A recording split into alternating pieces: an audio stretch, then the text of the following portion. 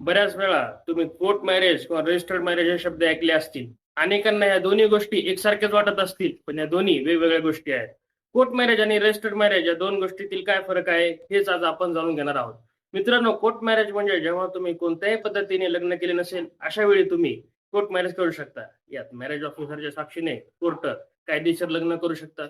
Court मॅरेजचे काही नियम आहेत. यानुसार तुमच्या पहिल्या लग्नाचा कायदेशीर घटस्फोट झाला असेल, तर तुम्ही दुसरं लग्न करू शकता. किंवा तुमच्या जोडीदाराचा मृत्यू झाला असेल, तर तुम्ही कोर्ट मॅरेज पद्धतीने दुसरा विवाह करू शकता. तसेच दोघांचे वय हे संज्ञान असायला हवे. तसेच दोघेही मानसिकदृष्ट्या सक्षम असायला हवे. कोर्ट मॅरेज करण्यापूर्वी तुम्हाला विवाह निबंधक कार्यालयात अर्ज करावा लागतो.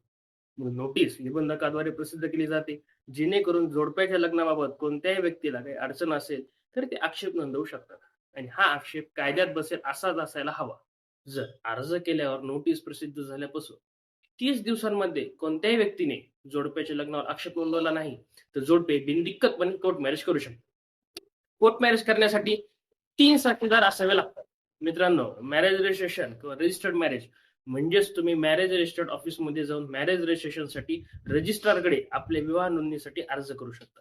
जर तुम्ही अगोदरच धार्मिक परंपरेनुसार लग्न केले असेल, तर त्यानंतर तुम्हाला मॅरेज रजिस्ट्रेशनसाठी अर्ज करावा लागतो. कोर्ट मॅरेज आणि मॅरेज रजिस्ट्रेशनमध्ये वेगवेगळ्या कागदपत्रांची गरज असते. यामध्ये मुख्यत्वे तुमचे ओळखपत्र म्हणजेच आधार कार्ड, पॅन कार्ड, जन्म दाखला आणि रहिवाशी पुरावा कागदपत्रे लागतात. मॅरेज रजिस्ट्रेशन झाल्यावर तुम्हाला एक विवाह प्रमाणपत्र मिळतं, ज्यामुळे तुमचं लग्न हे कायदेशीर आहे हे सिद्ध होतं.